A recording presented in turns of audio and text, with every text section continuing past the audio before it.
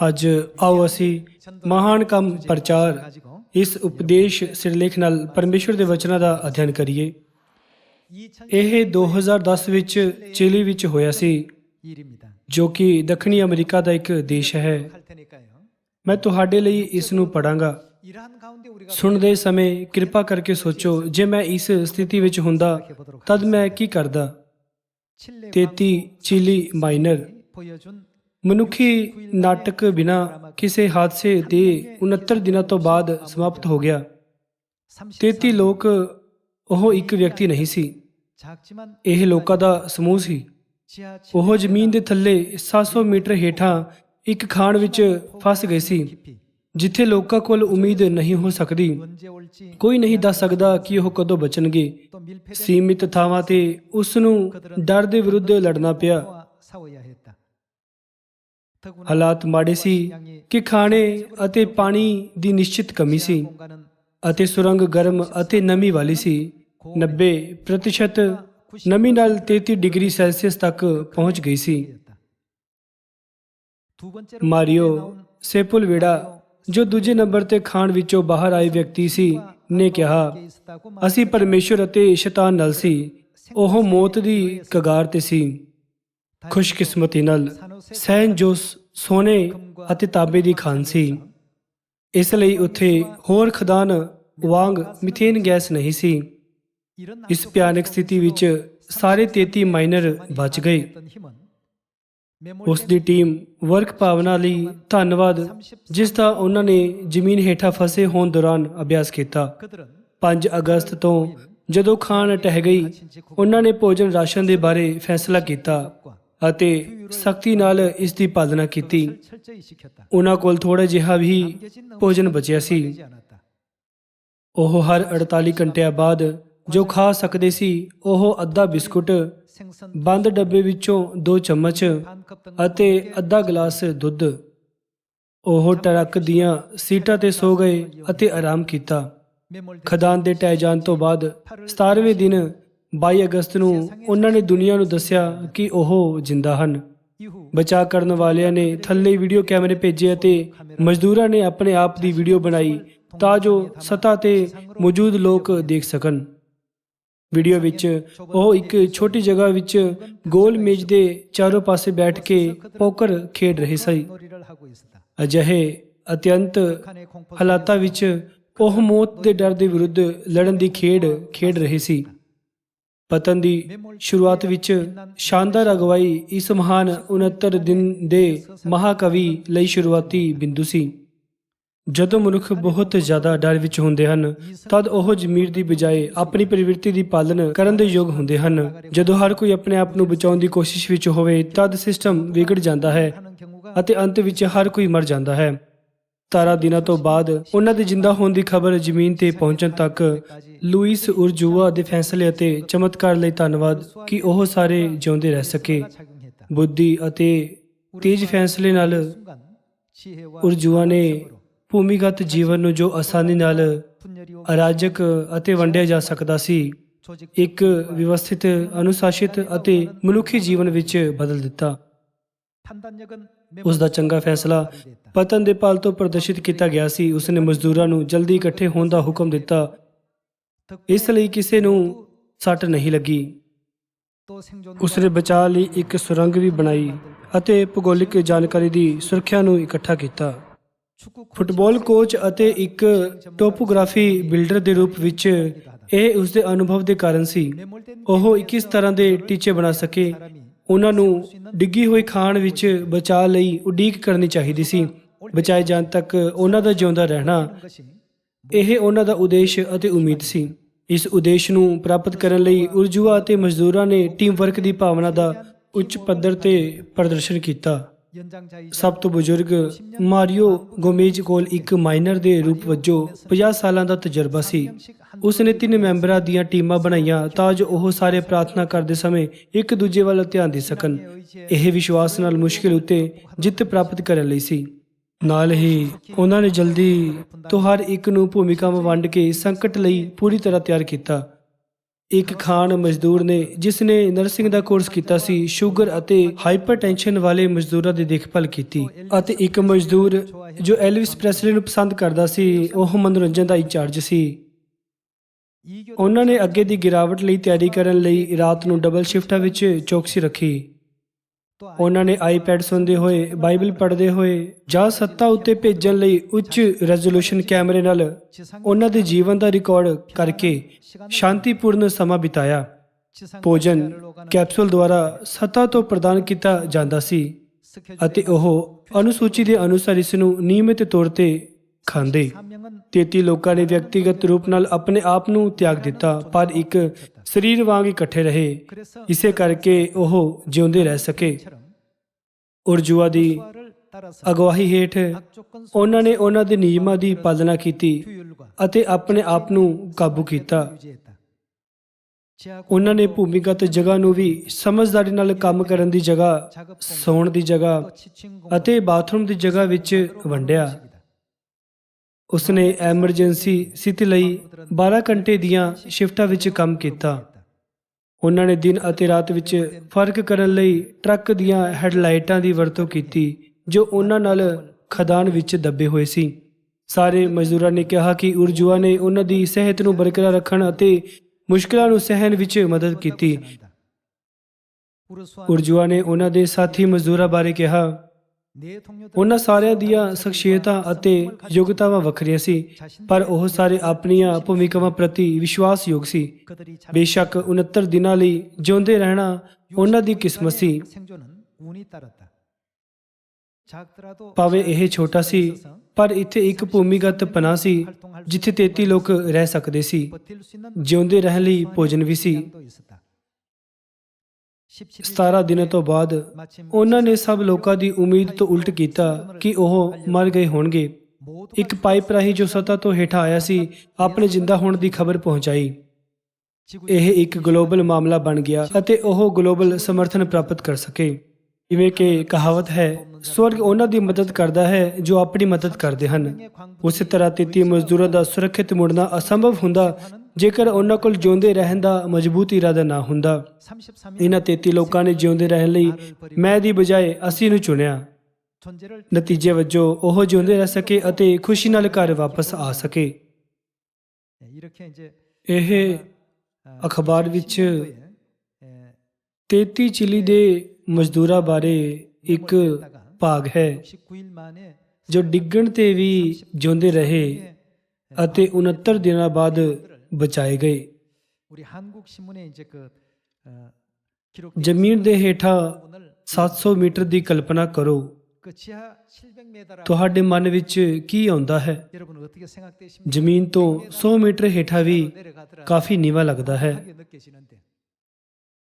ਪਰ ਉਹ ਜ਼ਮੀਨ ਤੋਂ 700 ਮੀਟਰ ਹੇਠਾਂ ਫਸ ਗਏ। ਤਾਪਮਾਨ 33 ਡਿਗਰੀ ਸੈਲਸੀਅਸ ਸੀ ਅਤੇ ਨਮੀ 90% ਸੀ। ਅਜਿਹੇ ਮਾਹੌਲ ਵਿੱਚ ਖਾਨ ਡਿੱਗ ਗਈ। ਖਾਨ ਦੇ ਬਾਹਰ ਸਾਰੇ ਲੋਕਾਂ ਨੇ ਸੋਚਿਆ ਕਿ ਸਾਰਿਆਂ ਦੀ ਮੌਤ ਹੋ ਗਈ ਹੈ। 1 ਜਾਂ 2 ਦਿਨਾਂ ਬਾਅਦ ਉਹਨਾਂ ਨੇ ਲਗਭਗ ਹਾਰ ਮੰਨ ਲਈ। ਉਹਨਾਂ ਨੇ ਸੋਚਿਆ ਕਿ ਉਹ ਮਜ਼ਦੂਰਾਂ ਨੂੰ ਨਹੀਂ ਲੱਭ ਸਕਦੇ ਜੋ ਬਹੁਤ ਡੂੰਘੇ ਦੱਬੇ ਹੋਏ ਹਨ। ਪਰ ਮਜ਼ਦੂਰਾਂ ਦੇ ਪਰਿਵਾਰਾਂ ਨੇ ਕਿਰਪਾਪੂਰਨ ਬੇਨਤੀ ਕੀਤੀ ਅਤੇ ਸਰਕਾਰ ਨੇ ਉਹਨਾਂ ਨੂੰ ਬਚਾਉਣਾ ਜਾਰੀ ਰੱਖਿਆ। ਭਰਾਵੋ ਅਤੇ ਭੈਣੋ, ਤੁਹਾਡਾ ਕੀ ਫੈਸਲਾ ਹੋਵੇਗਾ? 33 ਲੋਕ ਹਨੇਰੀ ਗੁਫਾ ਵਿੱਚ ਹਨ। ਇਹ ਸਤਹ ਤੋਂ 700 ਮੀਟਰ ਹੇਠਾਂ ਹੈ। ਉੱਥੇ ਕੋਈ ਰੋਸ਼ਨੀ ਨਹੀਂ ਹੈ, ਪਰ ਉਹ ਬਚਾਏ ਜਾਣ ਦੀ ਉਡੀਕ ਕਰ ਰਹੇ ਹਨ। ਕੀ ਤੁਸੀਂ ਉਹਨਾਂ ਨੂੰ ਬਚਾਓਗੇ ਜਾਂ ਫਿਰ ਕੀ ਇਹ ਪਰਵਾਹ ਕੀਤੇ ਬਿਨਾਂ ਕਿ ਉਹ ਜਿਉਣ ਜਾਂ ਮਰਨ ਉਹਨਾਂ ਨੂੰ ਤਿਆਗ ਦੇਵੋਗੇ? ਸਾਨੂੰ ਉਹਨਾਂ ਨੂੰ ਬਚਾਉਣਾ ਚਾਹੀਦਾ ਹੈ। ਅਸੀਂ ਹੁਣ ਅਜਿਹਾ ਕਰ ਰਹੇ ਹਾਂ। ਉਹ ਜ਼ਮੀਨ ਦੇ ਹੇਠਾਂ ਸਤਹ ਤੋਂ 700 ਮੀਟਰ ਹੇਠਾਂ ਫਸ ਗਏ ਸੀ। ਉਹ ਕਿਸੇ ਦੀ ਮਦਦ ਦੀ ਉਡੀਕ ਕਰ ਰਹੇ ਸੀ। ਉਹਨਾਂ ਨੂੰ ਬਚਾਉਣ ਲਈ ਸਾਡਾ ਕੰਮ ਆਕਸੀਜਨ, ਪਾਣੀ ਅਤੇ ਭੋਜਨ ਪ੍ਰਦਾਨ ਕਰਨ ਲਈ ਛੇਕ ਡਰਿਲ ਕਰਨਾ ਅਤੇ ਇੱਕ ਕੈਪਸੂਲ ਬਣਾਉਣਾ ਹੈ। ਜਦੋਂ ਕੈਪਸੂਲ ਨੂੰ ਜ਼ਮੀਨ ਤੋਂ 700 ਮੀਟਰ ਹੇਠਾਂ ਭੇਜਿਆ ਗਿਆ ਤਾਂ ਕਰਮਚਾਰੀ ਇੱਕ ਇੱਕ ਕਰਕੇ ਬਾਹਰ ਆ ਗਏ। ਜਦੋਂ ਹਰ ਕੋਈ ਪ੍ਰਗਟ ਹੋਇਆ ਤਾਂ ਸਾਰੀ ਦੁਨੀਆ ਨੇ ਖੁਸ਼ੀ ਮਨਾਈ ਅਤੇ ਤਾੜੀਆਂ ਵਜਾਈਆਂ। ਮੈਨੂੰ ਵੀ ਉਹ ਖਬਰ ਯਾਦ ਹੈ। ਆਤਮਿਕ ਤੌਰ ਤੇ ਵੀ ਅਜਿਹਾ ਹੀ ਹੈ। ਇਹ ਸਾਡਾ ਪ੍ਰਚਾਰ ਹੈ। ਤੁਸੀਂ ਸੋਚ ਸਕਦੇ ਹੋ ਕਿ ਤੁਸੀਂ ਪਰਮੇਸ਼ਵਰ ਦੇ ਕੁਝ ਵਚਨ ਕਹਿ ਰਹੇ ਹੋ ਅਤੇ ਆਤਮਾਵਾਂ ਨੂੰ ਬਚਾ ਰਹੇ ਹੋ, ਪਰ ਜੋ ਤੁਸੀਂ ਕਹਿ ਰਹੇ ਹੋ ਉਹ ਇੱਕ ਇੱਕ ਕਰਕੇ ਉਹਨਾਂ ਲੋਕਾਂ ਨੂੰ ਬਚਾਉਣਾ ਹੈ ਜੋ ਜ਼ਮੀਨ ਤੋਂ 700 ਮੀਟਰ ਹੇਠਾਂ ਦੱਬੇ ਹੋਏ ਹਨ। ਭਰਾਵੋ ਤੇ ਭੈਣੋ, ਕਿ ਉੱਥੇ ਕੋਈ ਸੀ ਜਿਸ ਨੇ ਸੋਚਿਆ ਉਹ ਕਿਉਂ ਇਸ ਉੱਤੇ ਪੈਸਾ ਖਰਚ ਕਰਨਗੇ? ਕਿਉਂ ਰਾਸ਼ਟਰਪਤੀ ਵੀ ਆਪਣਾ ਮਨ ਉਸ ਉੱਤੇ ਲਗਾਉਂਦੇ ਹਨ? ਉਹ ਕਿਉਂ ਉਹਨਾਂ ਦੀ ਸ਼ਕਤੀ ਨੂੰ ਬਚਾਉਣ ਦੇ ਲਈ ਕੰਮ ਵਿੱਚ ਲਗਾਉਂਦੇ ਹਨ? ਦੁਨੀਆ ਵਿੱਚ ਸਾਰੇ ਲੋਕ ਉਹਨਾਂ ਨੂੰ ਬਚਾਉਣਾ ਚਾਹੁੰਦੇ ਸੀ। ਇਹ ਮਤਲਬ ਨਹੀਂ ਰੱਖਦਾ ਕਿ ਉਹ ਮਜ਼ਦੂਰ ਉਹਨਾਂ ਨਾਲ ਜੁੜੇ ਹੋਏ ਹਨ ਜਾਂ ਨਹੀਂ। ਉਹ ਇੰਨੇ ਬੁਰੇ ਹਾਲਾਤਾਂ ਵਿੱਚ ਸੀ, ਪਰ ਉਹਨਾਂ ਨੇ ਜਿਉਂਦੇ ਰਹਿਣ ਲਈ ਲੰਬੇ ਸਮੇਂ ਤੱਕ ਧੀਰਜ ਰੱਖਿਆ। ਦੁਨੀਆ ਵਿੱਚ ਬਹੁਤ ਸਾਰੇ ਲੋਕ ਉਹਨਾਂ ਨੂੰ ਬਚਾਉਣਾ ਚਾਹੁੰਦੇ ਸੀ। ਕੀ ਹੁੰਦਾ ਜੇਕਰ ਅਸੀਂ ਬਿਨਾਂ ਕੁਝ ਕੀਤੇ ਦਿਨ ਬਿਤਾਉਂਦੇ? ਕੀ ਹੁੰਦਾ ਜੇਕਰ ਅਸੀਂ ਦੇ 69 ਦਿਨਾਂ ਤੋਂ ਬਾਅਦ ਬਚਾਏ ਜਾਣ ਤੱਕ ਕੋਈ ਕੋਸ਼ਿਸ਼ ਨਾ ਕਰਦੇ?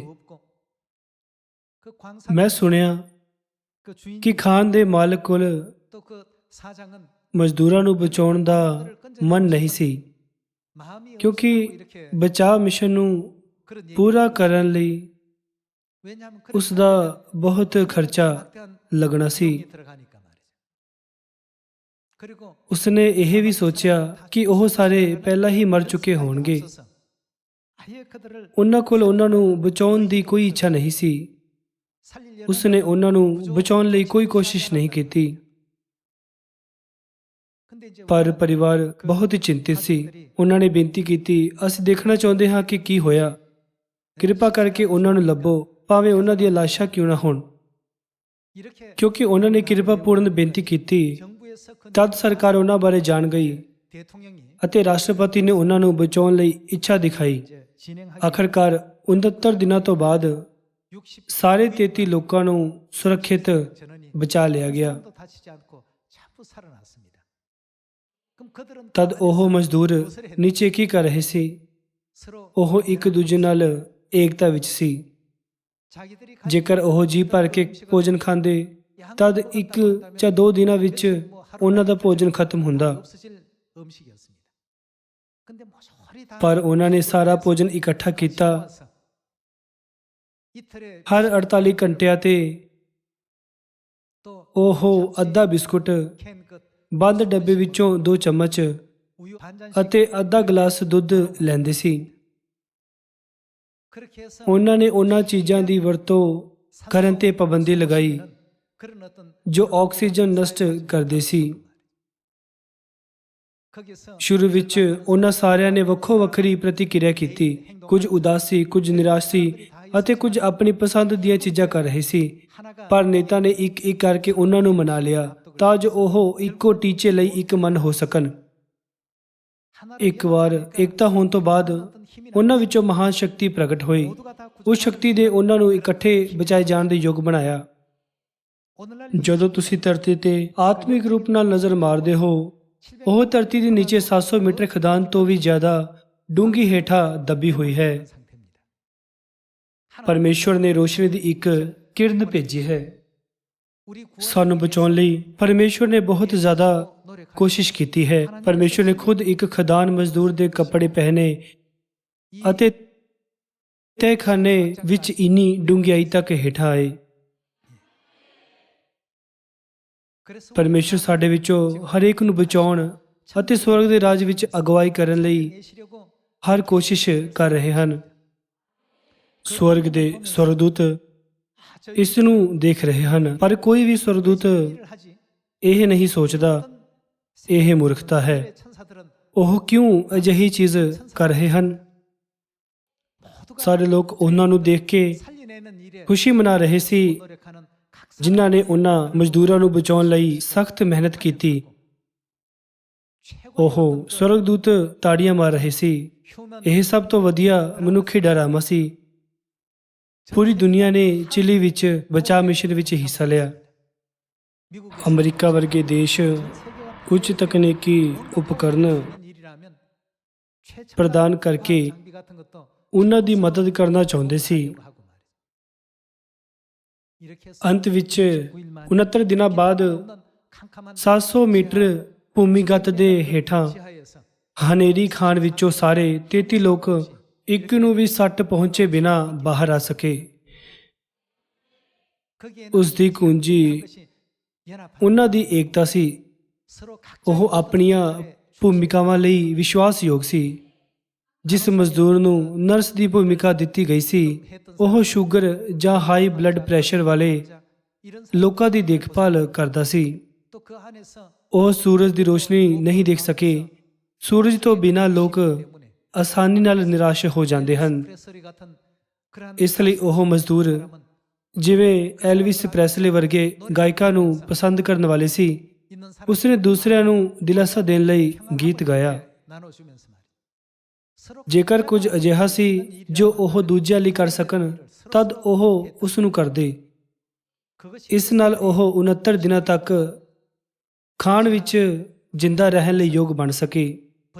ਦਿੱਤੇ ਗਏ ਕੰਮ ਪ੍ਰਤੀ ਏਕਤਾ ਅਤੇ ਵਫਾਦਾਰੀ ਨੇ ਉਹਨਾਂ ਨੂੰ ਜਿਉਂਦੇ ਰਹਿਣ ਦੇ ਯੋਗ ਬਣਾਇਆ। ਸਾਨੂੰ ਧਿਆਨ ਰੱਖਣਾ ਚਾਹੀਦਾ ਹੈ ਕਿ ਮਨੁੱਖ ਜਾਤੀ ਜ਼ਮੀਨ ਤੋਂ 700 ਮੀਟਰ ਹੇਠਾਂ ਦੱਬੇ ਹੋਏ ਮਜ਼ਦੂਰਾਂ ਵਰਗੇ ਹਾਲਾਤਾਂ ਵਿੱਚ ਹੈ। ਇਸ ਲਈ ਸਾਨੂੰ ਉਹਨਾਂ ਨੂੰ ਬਚਾਉਣ ਲਈ ਹਰ ਕੋਸ਼ਿਸ਼ ਕਰਨੀ ਚਾਹੀਦੀ ਹੈ। ਕਦੇ-ਕਦੇ ਨਿਮਰਤਾ ਨਾਲ, ਕਦੇ-ਕਦੇ ਪਿਆਰ ਨਾਲ, ਕਦੇ-ਕਦੇ ਸਹਿਣਸ਼ੀਲਤਾ ਨਾਲ, ਕਦੇ-ਕਦੇ ਦੇਖਭਾਲ ਨਾਲ। ਅਜੇ ਵੀ ਬਹੁਤ ਸਾਰੀਆਂ ਆਤਮਾਵਾਂ ਹਨ ਜੋ ਅਜੇ ਤੱਕ ਇਸ ਭੇਡ ਬਾੜੇ ਵਿੱਚ ਨਹੀਂ ਆਈਆਂ। ਇਸ ਲਈ ਸਾਨੂੰ ਪ੍ਰਚਾਰ ਦੁਆਰਾ ਉਹਨਾਂ ਦੀ ਅਗਵਾਈ ਕਰਨ ਲਈ ਸਾਡੀ ਸਖਤ ਮਿਹਨਤ ਕਰਨੀ ਚਾਹੀਦੀ ਹੈ। ਇਸ ਕੰਮ ਲਈ ਸਾਡੇ ਵਿੱਚੋਂ ਹਰੇਕ ਕੋਲ ਭੂਮਿਕਾ ਹੈ ਨਾ? ਸਭ ਤੋਂ ਬਜ਼ੁਰਗ ਆਦਮੀ ਨੇ 33 ਲੋਕਾਂ ਨੂੰ 3 ਦੇ 11 ਸਮੂਹਾਂ ਵਿੱਚ ਵੰਡਿਆ ਅਤੇ ਉਹਨਾਂ ਨੂੰ ਇੱਕ ਦੂਜੇ ਲਈ ਪ੍ਰਾਰਥਨਾ ਕਰਨ ਦਿੱਤੀ। ਕਈ ਵਾਰ ਉਹ ਪਾਦਰੀ ਵਾਂਗ ਵਿਵਹਾਰ ਕਰਦਾ ਸੀ, ਭਾਵੇਂ ਉਹ ਨਹੀਂ ਸੀ। ਉਹਨਾਂ ਨੇ ਆਪਣੇ ਜੀਵਨ ਬਾਰੇ ਇੱਕ ਕਹਾਣੀ ਵੀ ਦੱਸੀ। ਇੱਕ ਬੰਦ ਜਗ੍ਹਾ ਵਿੱਚ ਸੰਭਾਵਨਾ ਹੈ ਕਿ ਲੋਕ ਆਪਣਾ ਜੀਵਨ ਤਿਆਗ ਦੇਣਗੇ। ਹਾਲਾਂਕਿ ਉਹਨਾਂ ਨੇ ਅਜਿਹੇ ਕਠੋਰ ਮਾਹੌਲ ਨੂੰ ਨਿੱਘਾ ਅਤੇ ਆਰਾਮਦਾਇਕ ਬਣਾਉਣ ਦੀ ਕੋਸ਼ਿਸ਼ ਕੀਤੀ। ਸਥਿਤੀ ਆਪਣੇ ਆਪ ਵਿੱਚ ਚੰਗੀ ਨਹੀਂ ਸੀ, ਪਰ ਉਹਨਾਂ ਵਿੱਚੋਂ ਹਰ ਇੱਕ ਨੇ ਸਥਿਤੀ ਨੂੰ ਬਿਹਤਰ ਬਣਾਉਣ ਦੀ ਕੋਸ਼ਿਸ਼ ਕੀਤੀ। ਉਹਨਾਂ ਕੋਲ ਧੀਰਜ ਸੀ ਅਤੇ ਅੰਤ ਤੱਕ ਧੀਰਜ ਰੱਖਿਆ। ਕਿ ਸਾਨੂੰ ਵੀ ਸਾਡੇ ਪਿਤਾ ਦੇ ਆਉਣ ਤੱਕ ਧੀਰਜ ਨਹੀਂ ਰੱਖਣਾ ਚਾਹੀਦਾ? ਜਿਵੇਂ ਕਿ ਬਾਈਬਲ ਕਹਿੰਦੀ ਹੈ, ਪਰ ਜਿਹੜਾ ਅੰਤ ਤੋੜੀ ਸਹੇਗਾ ਸੋ ਹੀ ਬਚਾਇਆ ਜਾਵੇਗਾ। ਤਾਂ ਸਾਨੂੰ ਅੰਤ ਤੱਕ ਧੀਰਜ ਰੱਖਣ ਦੀ ਜ਼ਰੂਰਤ ਹੈ। ਉਹ ਦਿਨ ਜ਼ਰੂਰ ਆਵੇਗਾ। ਇਸ ਲਈ ਸਾਨੂੰ ਧੀਰਜ ਨਾਲ ਵਿਸ਼ਵਾਸ ਵਿੱਚ ਦ੍ਰਿੜ ਰਹਿਣਾ ਚਾਹੀਦਾ ਹੈ। ਤਦ ਸਾਨੂੰ ਧੀਰਜ ਨਾਲ ਇੰਤਜ਼ਾਰ ਕਰਦੇ ਹੋਏ ਕੀ ਕਰਨਾ ਚਾਹੀਦਾ ਹੈ? ਸਾਨੂੰ ਉਹਨਾਂ ਨੂੰ ਜੋ ਹੁਣ ਤੱਕ ਇਸ ਬਾੜੇ ਵਿੱਚ ਨਹੀਂ ਆਈਆਂ ਮੁਕਤੀ ਦੇ ਵਾਅਦੇ ਨੂੰ ਜਾਣਨ ਦੇਣਾ ਚਾਹੀਦਾ ਹੈ। ਸਾਨੂੰ ਦੂਸਰੇ ਸਾਰੇ ਲੋਕਾਂ ਦੀ ਮੁਕਤੀ ਦੀ ਰੱਸੀ ਨੂੰ ਫੜਨ ਵਿੱਚ ਅਗਵਾਈ ਕਰਨੀ ਚਾਹੀਦੀ ਹੈ, ਜਿਵੇਂ ਅਸੀਂ ਫੜਿਆ ਹੈ, ਅਤੇ ਤੋਬਾ ਕਰਨ ਅਤੇ ਪਰਮੇਸ਼ਰ ਦੀਆਂ ਬਾਹਾਂ ਵਿੱਚ ਆਉਣ ਲਈ ਅਗਵਾਈ ਕਰਨੀ ਚਾਹੀਦੀ ਹੈ।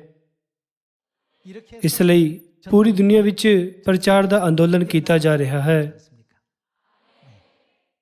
ਸਾਨੂੰ ਇਸ ਕੰਮ ਦੀ ਅਣਗਹਿਲੀ ਜਾਂ ਇਸ ਵਿੱਚ ਆਲਸ ਕਦੇ ਨਹੀਂ ਕਰਨੀ ਚਾਹੀਦੀ। ਨਹੀਂ ਤਾਂ ਜ਼ਮੀਨ ਤੋਂ 700 ਮੀਟਰ ਹੇਠਾਂ ਖਾਣ ਵਿੱਚ ਫਸੇ ਲੋਕ ਇੱਕ ਤੋਂ ਬਾਅਦ ਇੱਕ ਮਰ ਜਾਣਗੇ। ਸਮਾਂ ਬੀਤਣ ਤੇ ਕੀ ਹੋਵੇਗਾ? ਉਹ ਬੇਸਹਾਰਾ ਮਰ ਜਾਣਗੇ।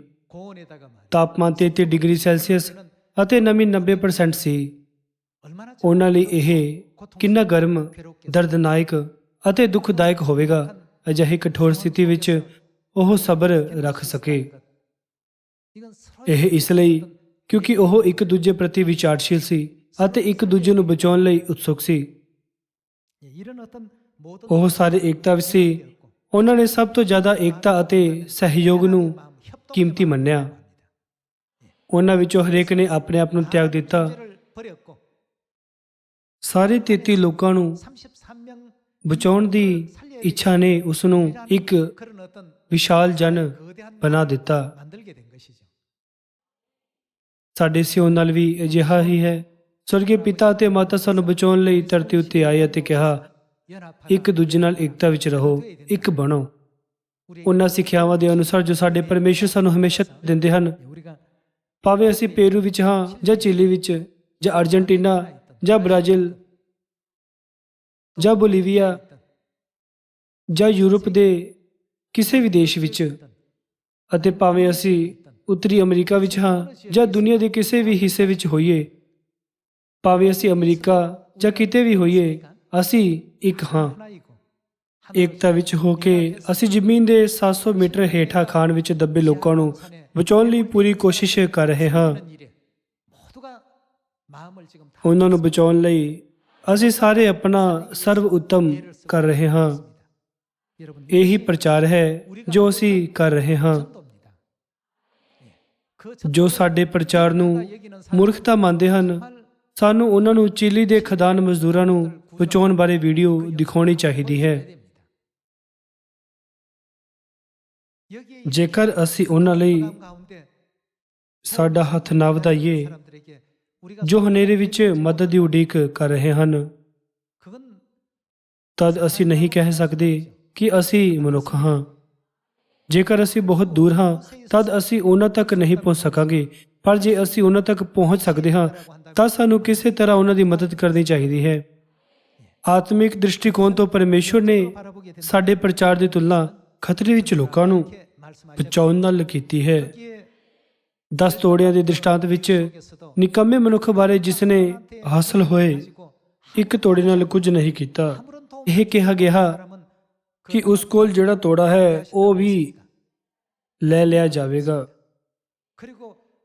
ਉਸ ਨੂੰ ਨਿਕੰਮਾ ਅਤੇ ਦੁਸ਼ਟ ਦਾਸ ਕਿਹਾ ਗਿਆ ਸੀ। ਪਰਮੇਸ਼ਰ ਨੇ ਕਿਹਾ ਕਿ ਉਸ ਦੇ ਸਾਰੇ ਕੰਮ ਆਲਸੀ ਹਨ। ਸਾਰੇ ਲੋਕੋ ਕਿਰਪਾ ਕਰਕੇ ਇਸ ਦ੍ਰਿਸ਼ਟਾਂਤ ਨੂੰ ਦੁਬਾਰਾ ਯਾਦ ਕਰੋ ਅਤੇ ਨਾਲ ਹੀ ਕਾਰਨ ਨੂੰ ਵੀ ਕਿ ਕਿਉਂ ਅਸੀਂ ਪ੍ਰਚਾਰ ਕਰਦੇ ਹਾਂ। ਕਿ ਅਸੀਂ ਆਰਾਮਦਾਇਕ ਜੀਵਨ ਦਾ ਆਨੰਦ ਮਾਣਨਾ ਚੁਣਾਂਗੇ ਜਾਂ ਅਸੀਂ ਆਪਣੇ ਆਰਾਮਦਾਇਕ ਜੀਵਨ ਨੂੰ ਸੁੱਟ ਕੇ ਖਤਰੇ ਵਿੱਚ ਲੋਕਾਂ ਨੂੰ ਬਚਾਉਣ ਦੀ ਕਰਾਂਗੇ। ਸਾਨੂੰ ਚੰਗੀ ਤਰ੍ਹਾਂ ਫਰਕ ਕਰਨਾ ਅਤੇ ਚੁਣਨਾ ਚਾਹੀਦਾ ਹੈ।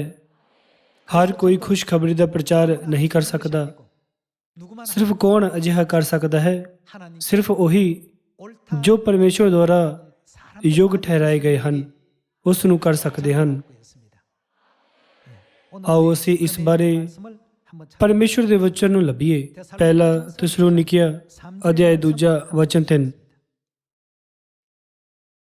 ਸਾਡਾ ਉਪਦੇਸ਼ ਤਾਂ ਧੋਖੇ ਤੋਂ ਨਹੀਂ, ਨਾ ਅਸ਼ੁੱਧਤਾ ਤੋਂ, ਨਾ ਛਲ ਨਾਲ ਹੁੰਦਾ ਹੈ, ਪਰੰਤੂ ਜਿਵੇਂ ਅਸੀਂ ਪਰਮੇਸ਼ਰ ਵੱਲੋਂ ਪ੍ਰਵਾਨ ਹੋਏ ਹਾਂ, ਜੋ ਇੰਜੀਲ ਸਾਨੂੰ ਸੌਂਪੀ ਜਾਵੇ ਤਿਵੇਂ ਅਸੀਂ ਬੋਲਦੇ ਹਾਂ।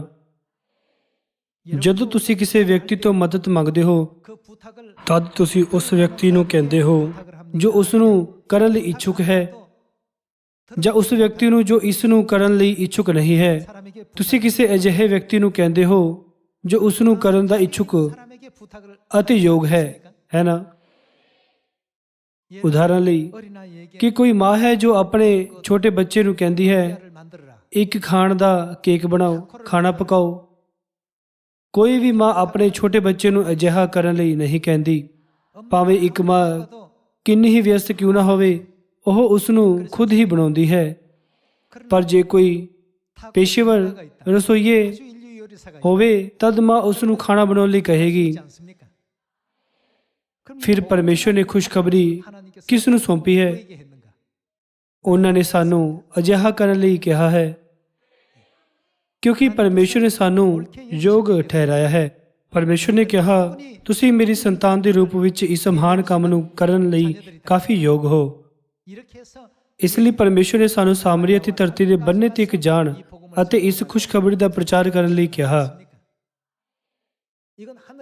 ਇਹ ਅਜਿਹਾ ਕੁਝ ਨਹੀਂ ਹੈ ਜੋ ਸਵਰਗ ਦੇ ਸਵਰਦੂਤ ਚਾਹੁੰਦੇ ਹੋਏ ਵੀ ਕਰ ਸਕਣ। ਇਹ ਸਭ ਤੋਂ ਮਹਾਨ ਕੰਮ ਹੈ ਜੋ ਸਿਰਫ ਪਿਤਾ ਅਤੇ ਮਾਤਾ ਦੀ ਸੰਤਾਨ ਧਰਤੀ ਉੱਤੇ ਨਵੇਂ ਨੇਮ ਦੀਆਂ ਸੰਤਾਨਾਂ ਨੂੰ ਸੌਂਪਿਆ ਗਿਆ ਹੈ। ਇਹੀ ਕਾਰਨ ਹੈ ਕਿ ਰਸੂਲ ਪੌਲਸ ਨੇ ਪ੍ਰਚਾਰ ਦੀ ਕੀਮਤ ਨੂੰ ਮਹਿਸੂਸ ਕਰਨ ਤੋਂ ਬਾਅਦ ਸਿਰਫ ਪ੍ਰਚਾਰ ਉੱਤੇ ਧਿਆਨ ਦਿੱਤਾ। ਰਸੂਲ ਪੌਲਸ ਨੇ ਸਭ ਤੋਂ ਮਹਾਨ ਸ਼ਖਸ ਮਹਿਸੂਸ ਕੀਤਾ ਜਿਨੇ ਸਵਰਗ ਵਿੱਚ ਸਵਰਦੂਤਾਂ ਨੂੰ ਨਹੀਂ ਪਰ ਸਾਨੂੰ ਸਭ ਤੋਂ ਮਹਾਨ ਕੰਮ ਸੌਂਪਿਆ ਹੈ। ਉਸਨੇ ਸੋਚਿਆ, ਪਰਮੇਸ਼ਰ ਨੇ ਸਾਨੂੰ ਸਾਰੇ ਪਾਪੀਆਂ ਵਿੱਚੋਂ ਚੁਣਿਆ ਹੈ। ਉਸ ਨੇ ਸਾਨੂੰ ਇਸ ਕੰਮ ਦੇ ਯੋਗ ਠਹਿਰਾਇਆ ਅਤੇ ਸੌਂਪਿਆ ਹੈ। ਇਸ ਨੂੰ ਮਹਿਸੂਸ ਕਰਨ ਤੋਂ ਬਾਅਦ ਜਦੋਂ ਕਦੇ ਉਸਨੇ ਪ੍ਰਾਰਥਨਾ ਕੀਤੀ, ਉਸਨੇ ਪਰਮੇਸ਼ਰ ਤੋਂ ਪ੍ਰਚਾਰ ਦਾ ਰਸਤਾ ਖੋਲ੍ਹਣ ਲਈ ਪ੍ਰਾਰਥਨਾ ਕੀਤੀ। ਉਸਨੇ ਚਰਚ ਦੇ ਮੈਂਬਰਾਂ ਨੂੰ ਆਪਣੇ ਵਾਂਗ ਪ੍ਰਾਰਥਨਾ ਕਰਨ ਲਈ ਵੀ ਇਹ ਕਹਿੰਦੇ ਹੋਏ ਸਿਖਾਇਆ, ਜੇਕਰ ਤੁਸੀਂ ਖੁਸ਼ਖਬਰੀ ਨੂੰ ਮਹਿਸੂਸ ਕੀਤਾ ਹੈ ਤਦ ਪਰਮੇਸ਼ਰ ਨੂੰ ਪ੍ਰਾਰਥਨਾ ਕਰੋ ਕਿ ਉਹ ਸਾਡੇ ਲਈ ਵਚਨ ਸੁਣਾਉਣ ਦਾ ਦਰਵਾਜ਼ਾ ਖੁੱਲ੍ਹ ਜਾਵੇ। ਆਓ ਅਸੀਂ ਕੁਲੋਸੀਓ ਅਧਿਆਇ 4 ਵਚਨ 2 ਵੱਲ ਧਿਆਨ ਦਈਏ। ਲਗਾਤਾਰ ਪ੍ਰਾਰਥਨਾ ਕਰਦੇ ਰਹੋ ਅਤੇ ਧੰਨਵਾਦ ਕਰਦਿਆਂ ਹੋਇਆਂ ਉਸ ਵਿੱਚ ਸੁਚੇਤ ਰਹੋ। ਨਾਲੇ ਸਾਡੇ ਲਈ ਵੀ ਪ੍ਰਾਰਥਨਾ ਕਰੋ, ਭਾਈ ਪਰਮੇਸ਼ਰ ਸਾਡੇ ਲਈ ਬਾਣੀ ਲਈ ਬੂਹਾ ਖੋਲੇ ਤਾਂ ਜੋ ਅਸੀਂ ਮਸੀਹ ਦੇ ਭੇਤ ਦਾ ਵਰਣਨ ਕਰੀਏ, ਜਿਸ ਦੇ ਕਾਰਨ ਮੈਂ ਜਕੜਿਆ ਵੀ ਪਿਆ ਹਾਂ। ਅੱਜ ਸਾਰੇ ਮਸੀਹੀ ਰਸੂਲ ਪੌਲਸ ਦੇ ਜੀਵਨ ਦਾ ਆਦਰ ਕਰਦੇ ਹਨ। ਆਓ ਅਸੀਂ ਮਤੀ ਅਧਿਆਇ 28 ਵਚਨ 18 ਉੱਤੇ ਇੱਕ ਨਜ਼ਰ ਮਾਰੀਏ। ਅਤੇ ਯਿਸੂ ਨੇ ਕੋਲ ਆਣ ਕੇ ਉਹਨਾਂ ਨਾਲ ਗੱਲਾਂ ਕੀਤੀਆਂ ਤੇ ਆਖਿਆ, ਆਕਾਸ਼ ਅਤੇ ਧਰਤੀ ਦਾ ਸਾਰਾ ਇਖਤਿਆਰ ਮੈਨੂੰ ਦਿੱਤਾ ਗਿਆ ਹੈ। ਇਸ ਲਈ ਤੁਸੀਂ ਜਾ ਕੇ ਸਾਰੀਆਂ ਕੌਮਾਂ ਨੂੰ ਚੇਲੇ ਬਣਾਓ ਅਤੇ ਉਹਨਾਂ ਨੂੰ ਪਿਤਾ ਅਤੇ ਪੁੱਤਰ ਅਤੇ ਪਵਿੱਤਰ ਆਤਮਾ ਦੇ ਨਾਮ ਵਿੱਚ ਬਪਤਿਸਮਾ ਦਿਓ ਔਰ ਉਹਨਾਂ ਨੂੰ ਸਿਖਾਓ ਭਾਈ ਉਹਨਾਂ ਸਾਰੀਆਂ ਗੱਲਾਂ ਦੀ ਪਾਲਣਾ ਕਰਨ ਜਿਨ੍ਹਾਂ ਦਾ ਮੈਂ ਤੁਹਾਨੂੰ ਹੁਕਮ ਦਿੱਤਾ ਹੈ। ਅਤੇ ਵੇਖੋ ਮੈਂ ਯੁੱਗ ਦੇ ਅੰਤ ਤੀਕਰ ਹਰ ਵੇਲੇ ਤੁਹਾਡੇ ਨਾਲ ਹਾਂ। ਪਰਮੇਸ਼ਵਰ ਨੇ ਕਿਹਾ, ਮੈਂ ਹਮੇਸ਼ਾ ਤੁਹਾਡੇ ਨਾਲ ਹਾਂ ਅਤੇ ਸਾਨੂੰ ਸਾਰੀਆਂ ਕੌਮਾਂ ਨੂੰ ਇਸ ਖੁਸ਼ਖਬਰੀ ਦਾ ਪ੍ਰਚਾਰ ਕਰਨ ਲਈ ਕਿਹਾ। ਦੂਜੇ ਸ਼ਬਦਾਂ ਵਿੱਚ 7 ਅਰਬ ਗਲੋਬਲ ਪਿੰਡ ਦੇ ਲੋਕ ਜ਼ਮੀਨ ਤੋਂ 700 ਮੀਟਰ ਹੇਠਾਂ ਇੱਕ ਖਾਣ ਵਿੱਚ ਫਸੇ ਹੋਏ ਹਨ। ਜੇਕਰ ਅਸੀਂ ਬਾਹਰ ਕੋਸ਼ਿਸ਼ ਕਰੀਏ ਤਦ ਅਸੀਂ ਉਹਨਾਂ ਨੂੰ ਬਚਾ ਸਕਦੇ ਹਾਂ। ਸਾਨੂੰ ਮੁਕਤੀ ਦੀ ਰੱਸੀ ਨੂੰ ਹੇਠਾਂ ਸੁੱਟ ਦੇਣਾ ਚਾਹੀਦਾ ਹੈ।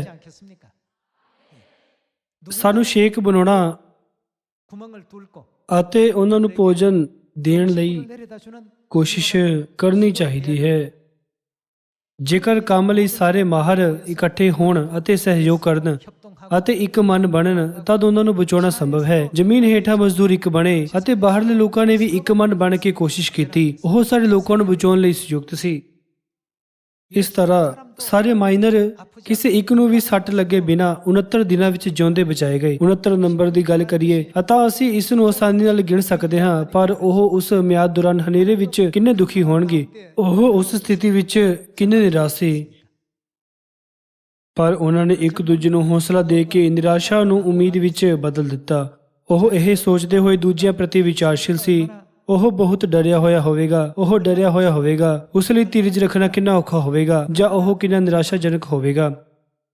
ਦੂਸਰਿਆਂ ਪ੍ਰਤੀ ਵਿਚਾਰਸ਼ੀਲ ਹੁੰਦੇ ਹੋਏ ਉਹਨਾਂ ਵਿੱਚੋਂ ਕੁਝ ਨੇ ਆਪਣੇ ਦਰਦ ਨੂੰ ਪ੍ਰਗਟ ਨਹੀਂ ਕੀਤਾ, ਪਰ ਦੂਜਿਆਂ ਨੂੰ ਸ਼ਕਤੀ ਦਿੱਤੀ।